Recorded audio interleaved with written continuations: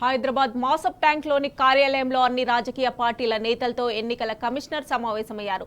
స్థానిక సంస్థల ఎన్నికల్లో నోటాను కల్పిత అభ్యర్థిగా పెట్టాలా వద్దా, ఏకగ్రీవాలు కాకుండా నోటాతో ఎన్నికలు నిర్వహించడంపైన నేతల అభిప్రాయాలు తీసుకోనున్నారు.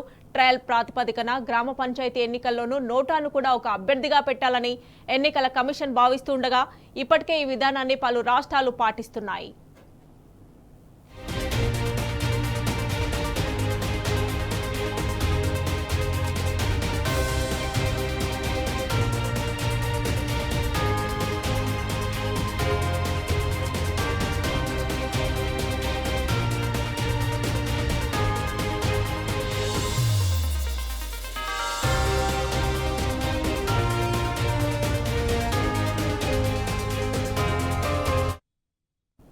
హైదరాబాద్ మాసప్ ట్యాంక్లోని కార్యాలయంలో అన్ని రాజకీయ పార్టీల నేతలతో ఎన్నికల కమిషనర్ సమావేశమయ్యారు.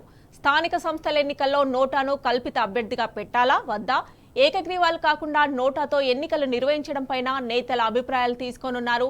ట్రయల్ ప్రాతిపదికన గ్రామ పంచాయతీ ఎన్నికల్లో నోటాను కూడా ఒక అభ్యర్థిగా పెట్టాలని ఎన్నికల కమిషన్ భావిస్తుండగా ఇప్పటికే ఈ విధానాన్ని పలు రాష్ట్రాలు పాటిస్తున్నాయి.